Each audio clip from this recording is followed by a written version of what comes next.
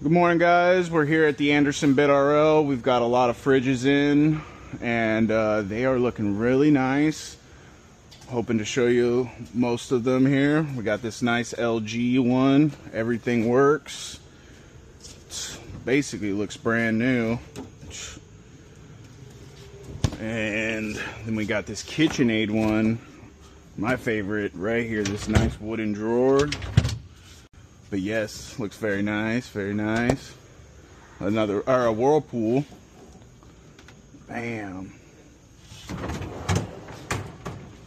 Get all that double bottom drawer freezer.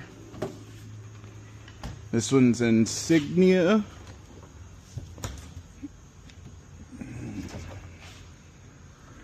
It's looking real good. This is a little Whirlpool, but still looks really nice. I don't know, it's still got its tape in it. This one is Frigidaire. Bam. And this one's got that flex temp where it's both. Could do either the meat, cold drinks, and then you got the freezer at the bottom. Bam. And a Whirlpool again, double doors. Chink.